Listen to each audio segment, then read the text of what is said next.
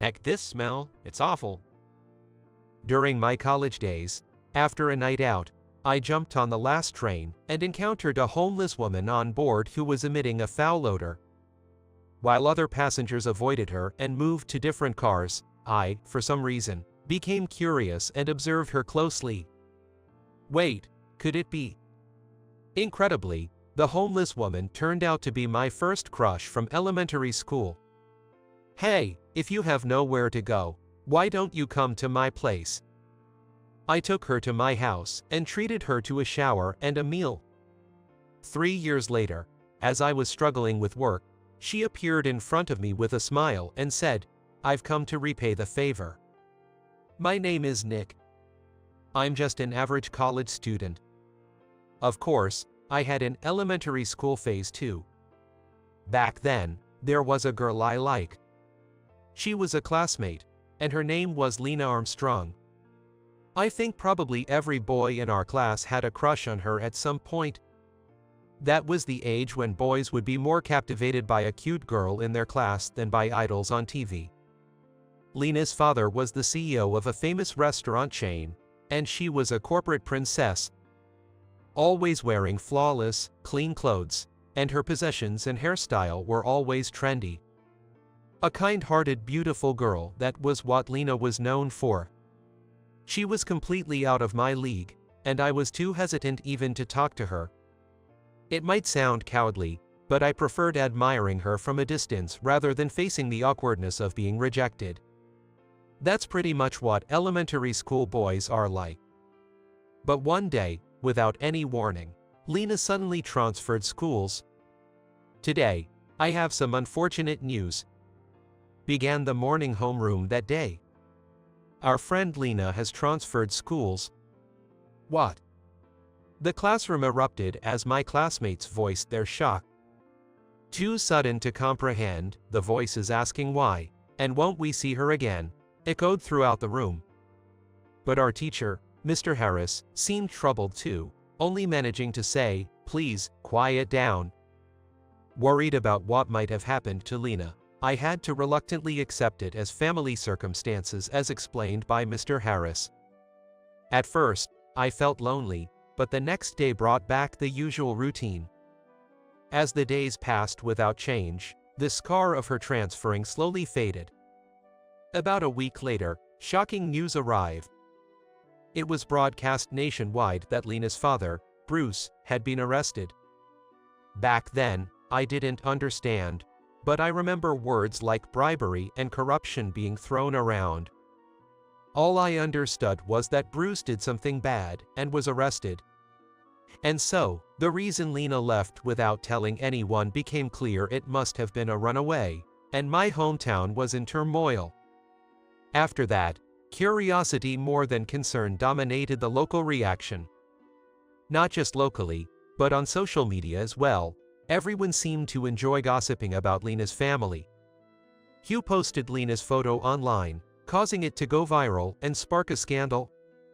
I was worried about Lena and immediately tried to call her home, but of course, she had already moved, so there was no connection. Being just a grade schooler at the time, I didn't have a phone, and that's how Lena and I lost touch completely. Time passed, and I became a college student. Although it's not a top-class university, I started living alone in an apartment, away from home. One day, there was a drinking party with my university friends, and it ran much later than the usual train times I relied on. It was a close call whether I'd make the last train or not.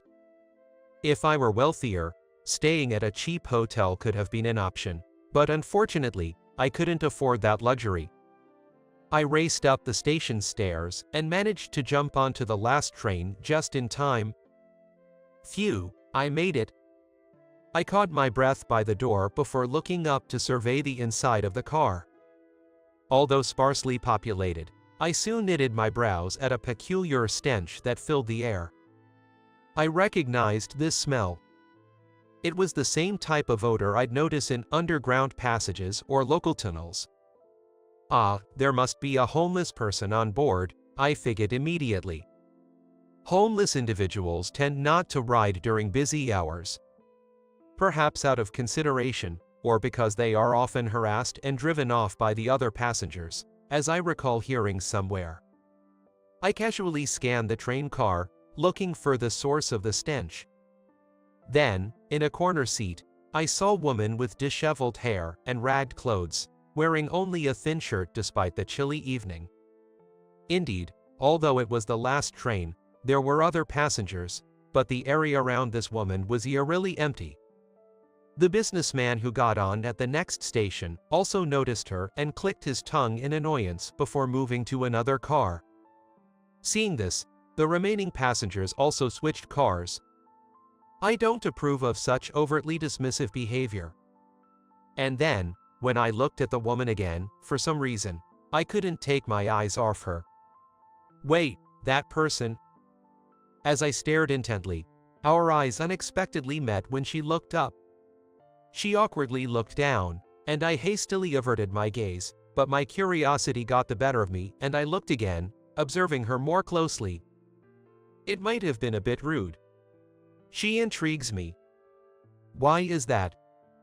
She started playing with the tips of her hair, tucking it behind her right ear in a familiar gesture. At that moment, a memory flashed through my mind. I knew someone with that same habit. I glanced around the car once more, then approached her decisively. Standing in front of her, I took a deep breath before speaking. This may sound strange, but are you Lena? At my question, she looked up in surprise. How do you know my name? She murmured, her eyes slightly moist. Convinced it was indeed Lena, I felt a sudden rush of happiness. It really is you. I was in the same class as you in elementary school. Well, I was pretty plain, so you might not remember me. Speaking with newfound confidence, Linda nodded timidly in response. I remember you, Nick. You remember me. I'm so glad. I had thought I was too insignificant to be noticed, so hearing her call my name made me genuinely happy. Please don't look at me. What? If you remember me from back then, it's all the more embarrassing. Please don't look. Lena murmured in a fading voice and covered her face with both hands, bowing her head even further. As the train reached the next station, Lena hurried to get off, as if fleeing from me. I instinctively grabbed her arm. Wait, do you have somewhere to go? As I asked, holding her back, Lena shook her head slightly.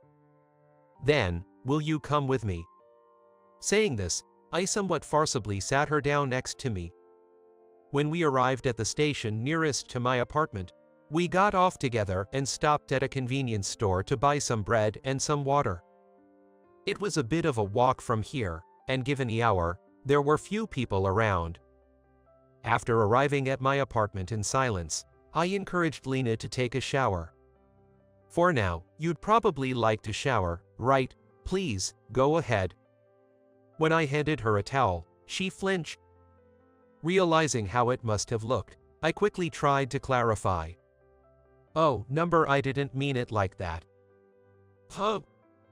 It's awkward bringing you to a guy's place alone, but I thought you'd feel better after a bath, you know. I rambled on in a panic, trying to justify my actions. Lena seemed to understand my flustered state. Oh, sorry, yes, I must smell. I'll take you up on that shower, then. The soap and shampoo are mine, but feel free to use whatever you need. Take your time. Thank you. Lena gave a wry smile and disappeared into the bathroom. After showering and wearing one of my shirts, Lena looked much neater and incredibly cute. Trying to hide my flustered feelings, I gestured her towards a foldable table. I placed bread and water that I bought at the convenience store on the table, and we sat down facing each other. Nick, thank you again. Yeah. When I was a little girl, my dad did some really bad things. We heard the police were coming to arrest him, so my mom and I fled that day. Lena then began to share her story in bits and pieces. I listened silently to her entire story. She broke down crying at times, but in summary, her father Bruce had used a franchise system for reckless business expansion. He had lured people with promises of quick profits and persuaded them to open stores in suburban areas. Despite making them pay large upfront fees, he burdened the store owners with debt when sales didn't increase. Many families suffered and had their peaceful lives ruined because of this. Knowing this, Bruce continued to embezzle part of the revenue and refused to return the capital even if contracts were terminated.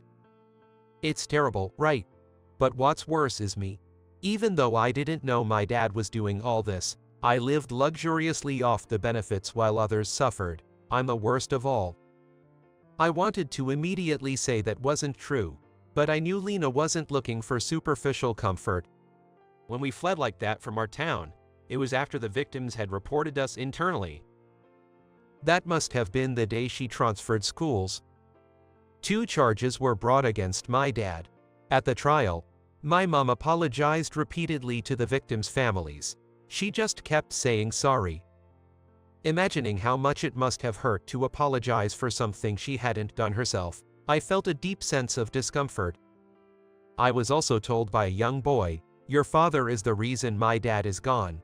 Your family should disappear too. Be miserable and alone." A child's words carry no considerations or ambiguities. They are direct and honest. That's why they hit so hard and deep. My mom and I moved to a shabby apartment to escape, with no bath or toilet, just a place where even the wind could sneak through, just to shelter from the rain and wind. It must have been a tough life.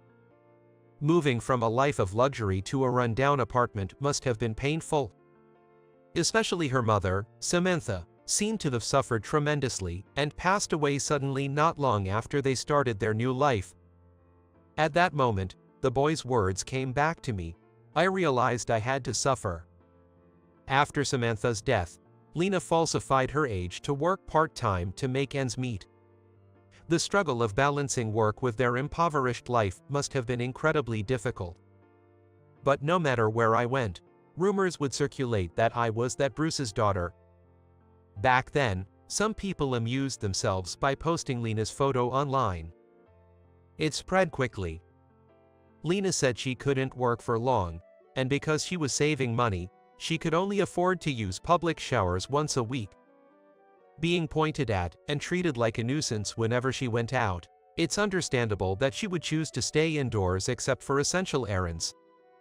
However, there was only so much money left from the savings her mother, Samantha, had left her, and it was inevitable that it would run out if she didn't work. Eventually, unable to pay her rent, Lena was evicted from her apartment last week. Now homeless, Lena had nowhere to go and took the train with her last bit of money, where she encountered me. Yeah, that must have been tough. Nick. Lena, you've done well. I'm proud of you. I gently patted Lena's head. Relieved, Lena burst into tears. Feeling sympathy for her situation, I decided to let her stay in my apartment for a while.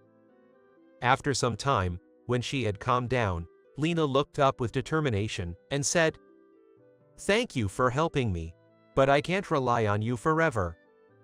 Then she asked me, somewhat pleadingly, if I could lend her just a little money. Seeing the seriousness in her eyes, I handed her some cash I had on hand and cheerfully saw her off from my apartment. 3 years had passed since that farewell.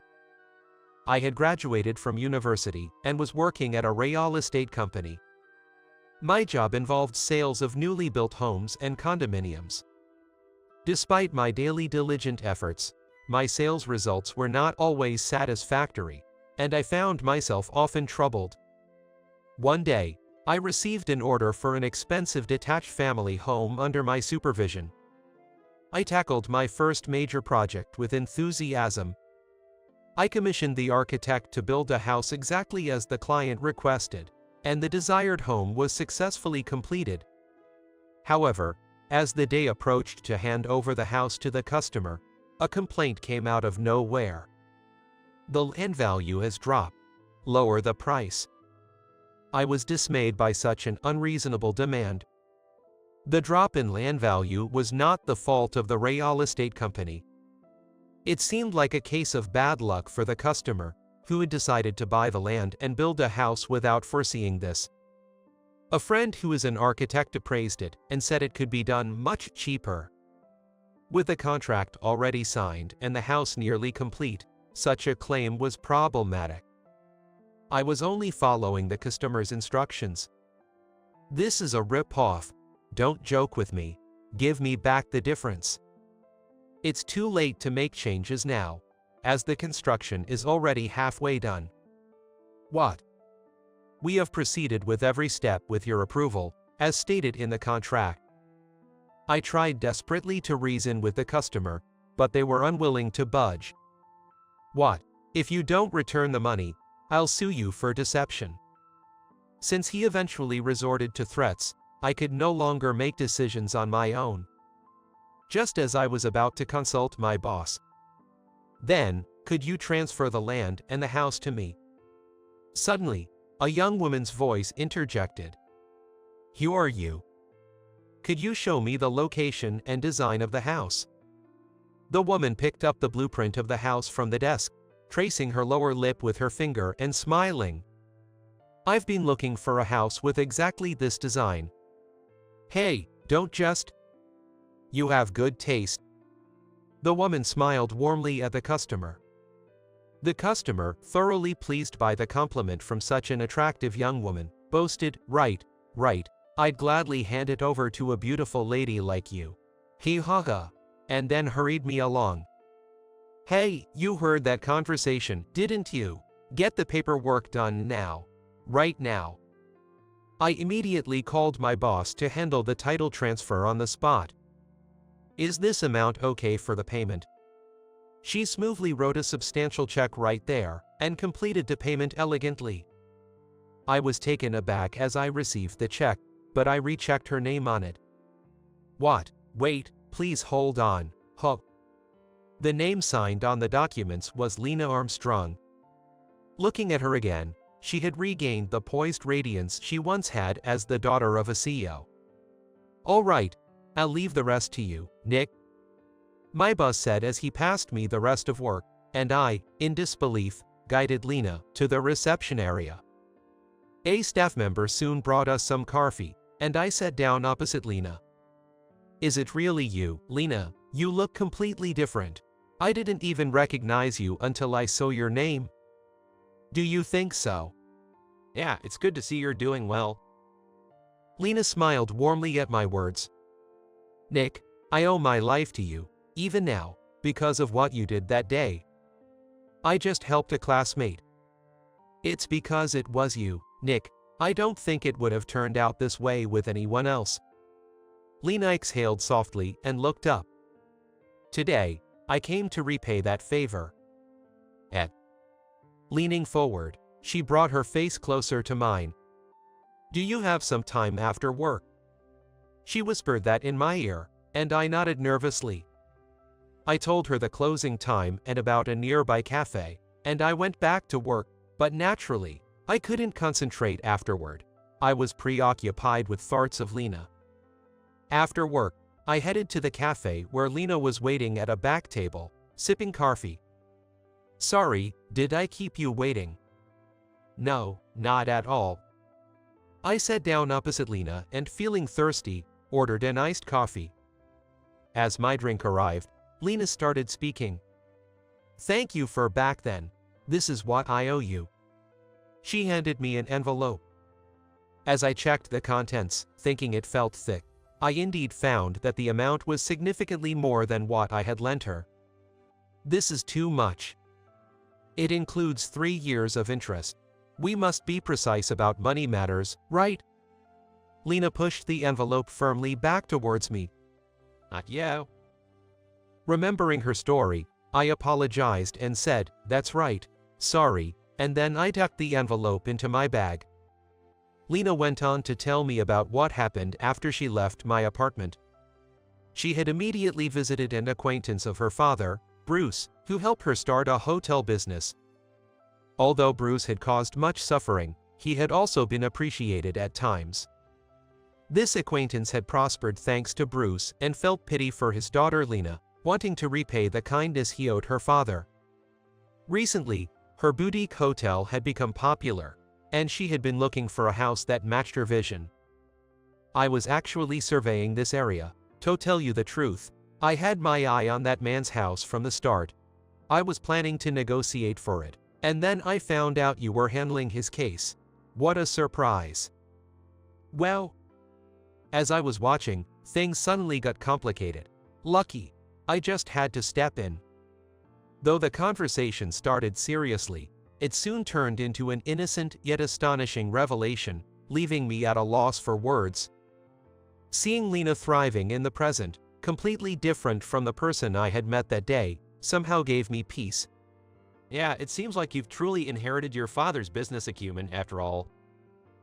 Really? I think you've only inherited the good parts.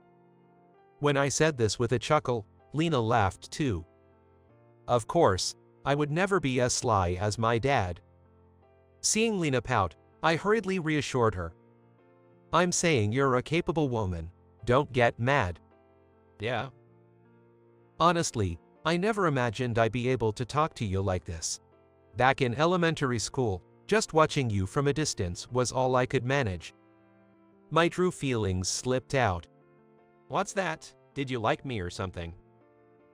Feeling a bit embarrassed as if it were obvious, I nodded hesitantly. Seeing my reaction, Lena gave me a sharp look, as if remembering something. Hey, so then, back then, you had an ulterior motive, didn't you? No, well, yes, maybe a little, sorry. I blurted out the truth in my panic. I braced myself to be scolded, but Lena just gave a wry smile. It's fine. Thanks to that, I was saved. Really? Are you sure? It's okay. Let's talk about work instead. Changing her expression, Lena looked at me seriously. It looks like we'll be in this for the long haul together. Looking forward to working with you, Nick. She extended her right hand, and I responded by grasping it firmly. Yes, looking forward to it. From that reunion, we began to meet often under the guise of business meetings, but not just at the real estate company. Initially, we'd start with work-related discussions, but we'd always digress and overrun our planned time, ending up scheduling another meeting. Even though I resolved to stick to business talks when meeting Lena, we'd inevitably end up reminiscing. But inside, I was delighted with this loop. Talking with you is so enjoyable. I always end up getting carried away. Here, I enjoy it too. But soon, I might get scolded for spending too much time out and about. We were managing our work well and keeping each other informed, but there were limits. It was a shared concern, expressed because we were comfortable with each other. Then, if you ever get fired from there, I'll pick you up for my team. Her straightforward words took me by surprise. You have a good presence and you're considerate. I bet you'd bring in even more female guests as hôtelier. I could only give a wry smile at Lena's cheeky grin. So I'm just a business tool, huh? That's not it at all. What do you think I'm doing, dragging out these chats every time? You're so dense. Lena suddenly became angry, denying my words. But the blush on her cheeks and her calling me dense told me exactly what she meant. That's great. You felt the same way. Lena returned my broad smile with one of her own. I'll be placing an order for 2-person condos soon. Then, I'll be ready with a ring. We laughed together, imagining a happy future, and then returned to our respective tasks.